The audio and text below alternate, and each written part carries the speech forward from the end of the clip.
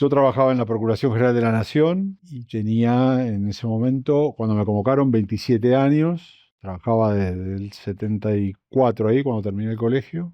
Básicamente desarrollaba tareas administrativas.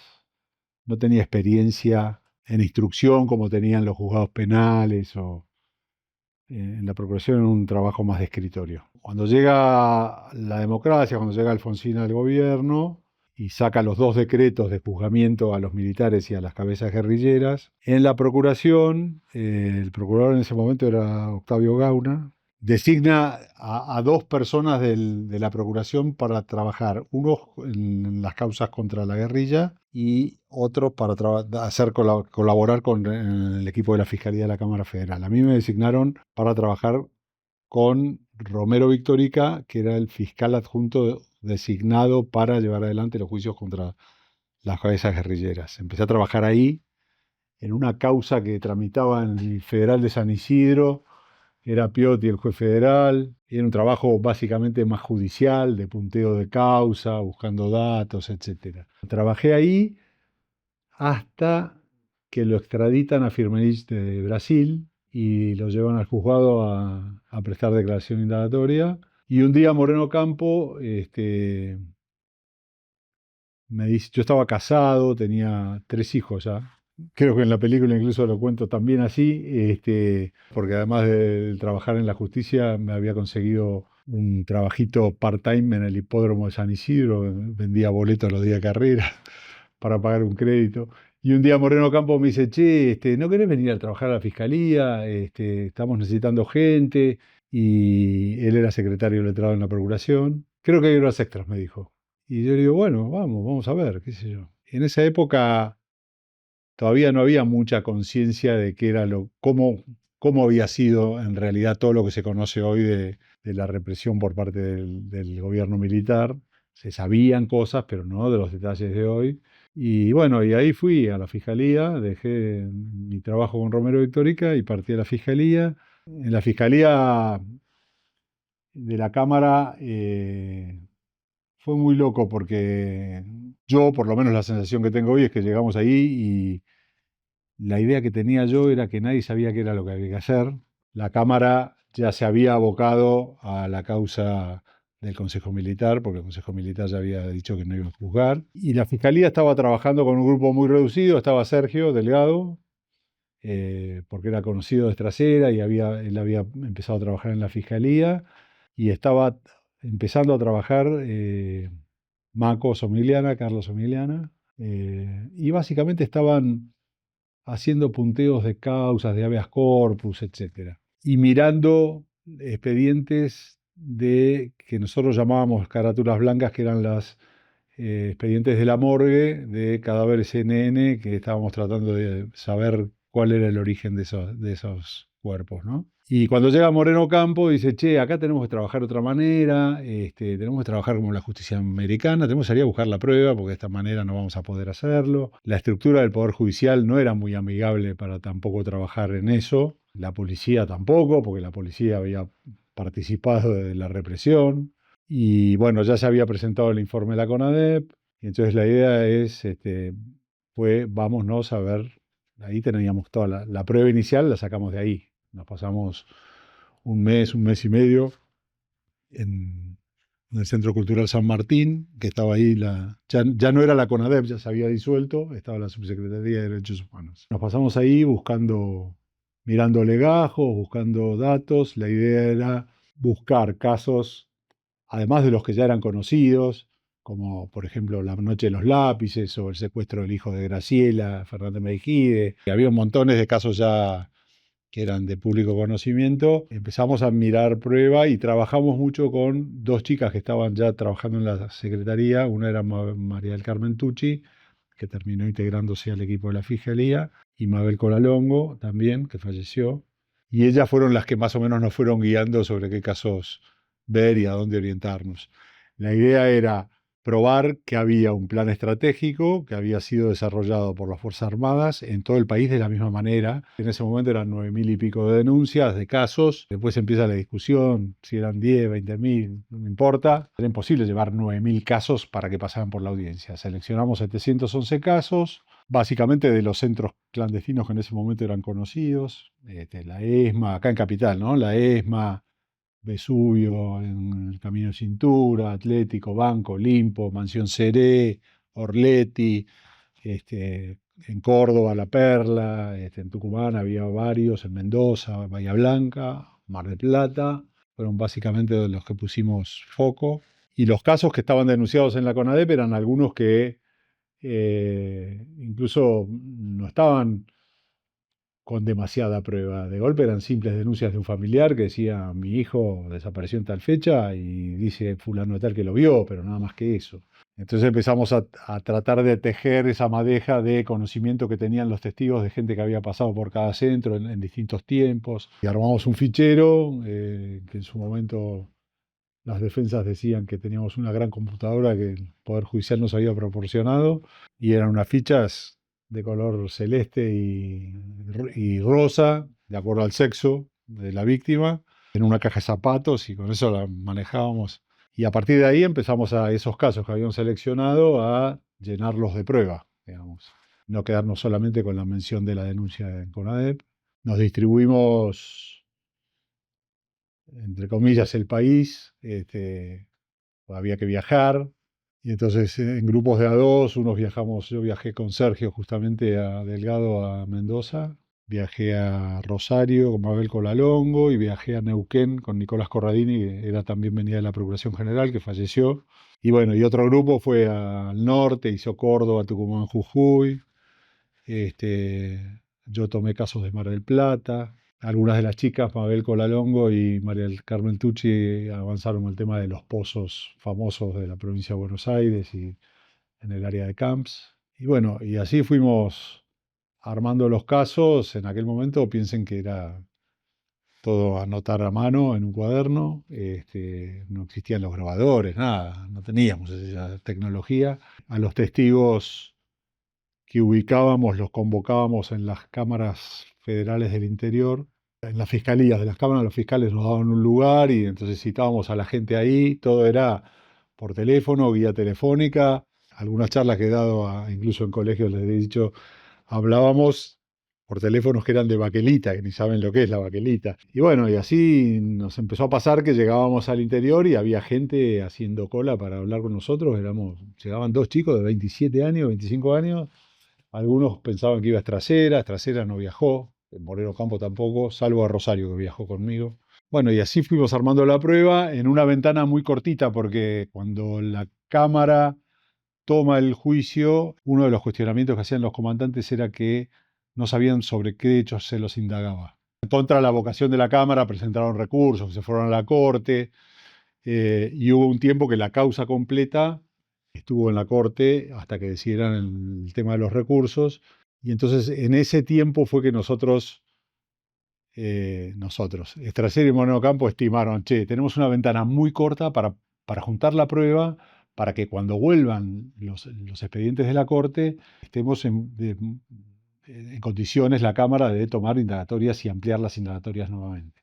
Yo empecé a trabajar en la Fiscalía en noviembre, creo, o por ahí, del 84, y teníamos como un deadline hasta febrero, teníamos que tener la prueba armada y presentada. Nos salió más o menos bien porque llegamos, y bueno, y así empezó la audiencia, digamos. Después, durante la audiencia, se armó un equipo. Inicialmente éramos cuatro: éramos Maco Somiliana, Sergio Delgado, era yo y Mabel Colalongo. Después se sumó María del Carmen Tucci y se subió después Javier Scipioni, que trabaja también en el Poder Judicial de la ciudad.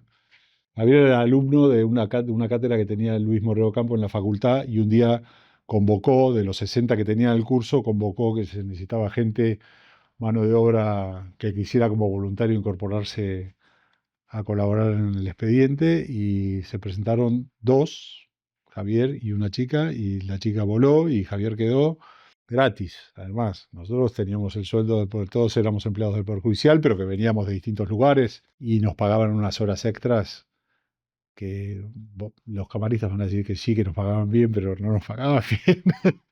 Nos pagaban bien, pero no nos pagaban la cantidad de horas que trabajábamos. Digamos, fueron 4 o 5 meses, sobre todo cuando trabajamos en el tema de la prueba, entrábamos a las 8, 7:30, 8 a la fiscalía a trabajar y nos íbamos cuando se terminara, que nunca se terminaba. Muchos me han preguntado si no estábamos este, cansados y agotados, y la verdad que había tanta adrenalina en ese grupo que era imposible cansarse. Y una de las cosas llamativas de cómo se conformó ese grupo es que ninguno de nosotros nos conocíamos, distinto origen y distinta ideología, eh, porque no todos pensábamos igual, pero en ese tema, digamos, armamos equipo hasta el día de hoy. Yo digo que se armó como una especie de lazo invisible, porque hace 40 y pico de años que estamos, no nos vemos tampoco todos los días, pero es un grupo muy unido y no hace falta nada para juntarnos y pasarla bien, y vivimos de anécdotas también. El juicio real empezó cuando empezaron los testimonios, digamos, ¿no? Porque las primeras semanas o semana y media, básicamente hubo muchos testigos de concepto, declaró Luder, que era quien había dictado el decreto famoso de eliminar a la subversión, periodistas, funcionarios de organismos internacionales que vinieron a declarar. Era todo más de concepto, y la famosa discusión si era una guerra o no era una guerra, si había que aniquilar, qué quería decir el término aniquilar, la subversión. Y el juicio real empezó el día que declaró Adriana Calvo de la Borde. Y a partir de ahí se desarrollaron semanas y semanas de horror, ¿no? De gente que contaba el horror. Lo que hacíamos, nosotros obviamente no podíamos participar de la audiencia, éramos empleados de la fiscalía, pero sí nos sentábamos, de acuerdo a los casos que pasaban, a veces entre Moreno Campo y Estracera, atrás en el pupitre, sobre todo para ir guiándolos en preguntas detalladas de algunos casos que por ahí a ellos se les escapaban, etcétera. Así que era muy impactante estar en esa sala, que a mí en aquel momento me parecía enorme y ahora cuando la veo es así chiquita.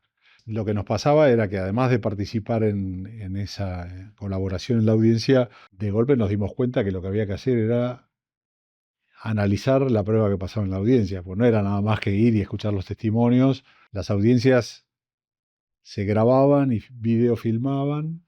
Piense que en aquel momento estaba autorizado, el juicio se grabó, se transmitía hacia el exterior, pero acá en el país estaba permitido pasar 1 minuto por día sin audio. Y las grabaciones las desgrababa la Policía Federal en actas, las bajaba a actas, que eran como los libros de Saramago, porque no tenían ni puntos, ni coma, ni mayúsculas, los nombres mal escritos, mal transcriptos, en hoja oficio, a un renglón, espacio chico, y ahí nos dimos cuenta que había que empezar a bajar todo eso a prueba real. Por eso fue que Moreno Campo convocó a gente de la facultad para ver si podía leer las actas. Fue Javier el único que hizo, empezó a armar un fichero sobre las actas, que nos sirvieron después para empezar a trabajar en la acusación. Nosotros básicamente, el grupo, yo y el grupo que me acompañaba a mí, los chicos de Trasera, trabajamos básicamente en los hechos. Después toda la parte teórica, obviamente que nosotros participábamos con ellos y todo, pero la elaboración teórica y técnica la llevaron a cabo Moreno Campo y Estracera. Después vinieron momentos complicados, porque vino el punto final y la ley de obediencia debida. Trabajamos además en la causa Camps, y cuando empezó a desarrollarse la causa del primer cuerpo de ejército, que básicamente la cabeza era Suárez Mason, yo había trabajado particularmente en la extradición de Suárez Mason de Estados Unidos. Nada, se interrumpieron los juicios. Qué sé yo, hay varios sentimientos encontrados.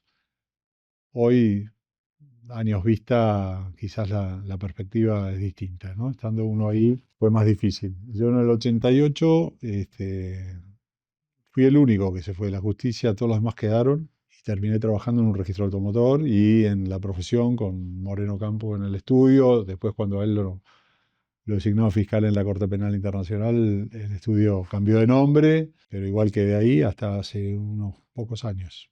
Hace poco que estuvimos en algún acto en el Palacio el año pasado o el otro, con Marco Somiliana empezamos a recorrer el lugar donde estaba la fiscalía, que era un lugar muy chiquito porque eran tres oficinas del tamaño de esta oficina. Era una, la de Moreno Campo, al lado estábamos nosotros y al lado estaba el grupo eh, habitual de la fiscalía, de empleados de la fiscalía. Los desplazamos a ellos, les quedamos en un lugar y trabajamos en un lugar de 6x6, éramos 7, 8. Yo, por ejemplo, no tenía escritorio y mi escritorio era una mesita de una máquina de escribir y cada uno tenía sus carpetas que cuando te ibas las guardabas en algún lugar para que alguien no te las corriera. La tecnología eran máquinas Remington. Incluso la mía tenía un problema porque era tan antigua que el acento iba después de la letra, no antes de la letra, como es ahora. Teníamos horas muy largas, como distensión. Armábamos pelotas de fútbol con papel y cinta Durex y jugábamos al fútbol en el pasillo. Y nada, pasábamos nuestras horas completas ahí, salíamos a almorzar todos juntos, con nuestra cena incluido, y había noches que nos quedábamos ahí, hubo audiencias que terminaron a las 5 de la mañana, porque además la decisión de la Cámara fue que todos los testigos que se convocaban para un día terminaban ese día. Mucha gente, por ejemplo, a mí me ha preguntado cuál fue el caso que más me marcó. Lo que siempre me impresionó mucho a mí fueron los testimonios de los familiares de las víctimas, que cuando declaraban, hubo uno especialmente, que de un caso que yo había trabajado, que era una chica desaparecida, contó toda la peripecia que el tipo había recorrido durante años buscando a su hija, desde ir a la capilla Estela Maris, donde inicialmente la gente iba a preguntar por desaparecidos o por detenidos, porque tampoco existía todavía el término desaparecido, lo metió Videla un poquitito más tarde, y de ahí iban al primer cuerpo, no, acá no tengo nada, y bueno, ¿y por qué no van al Ministerio del Interior? Y trataban de verlo a Arguindegui, y Arguindegui nadie sabía nada. Y entonces ahí me fui a la Corte Interamericana a preguntar si ahí podían, qué sé yo, y después de ahí me fui a y terminaban en Londres declarando en no sé dónde, en Amnesty Internacional. Y la pregunta final del tribunal, Ledesma dirigía esa audiencia, le dice, pero ¿y finalmente usted tuvo alguna noticia de su hija en todo ese recorrido? No, ninguna. Y el tipo le dice, señor presidente, ¿usted podría decirme dónde está mi hija? Y claro, y Ledesma se quedó así, no, lamentablemente no puedo. Y era lo más desgarrador para mí, más allá del suplicio que sufrieron las víctimas, ¿no? Con los tormentos, las torturas. Fue un antes y un después. En mi cabeza, yo venía de un lado de la sociedad que alguna negación tenía con lo que había pasado, o cada uno en distintas partes de la sociedad buscaba alguna justificación, diciendo por algo habrá sido, que habrán dado de estos. Cuando llegué ahí me metí en un túnel del terror y nada, se me corrió una venda de los ojos.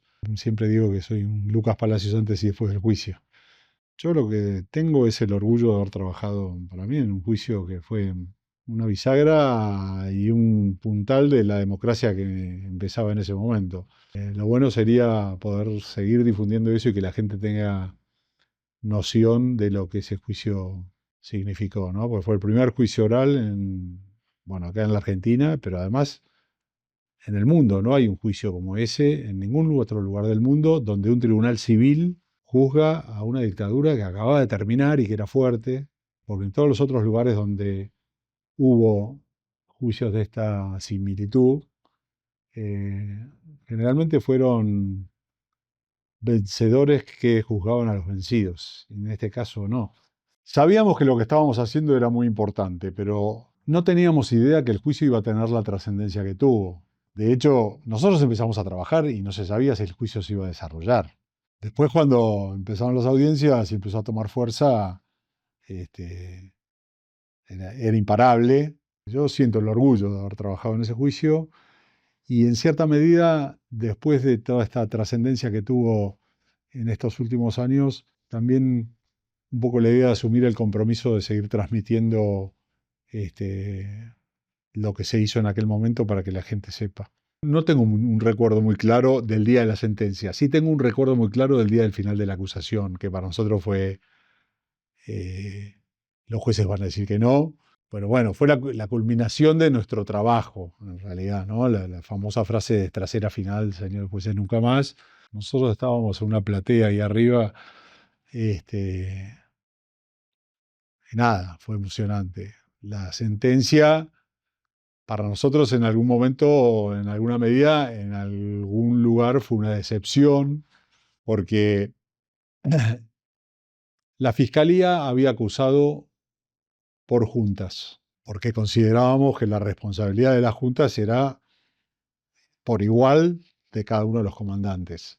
La Cámara condenó por fuerza y por eso, digamos, quizás la explicación de las sentencias distintas.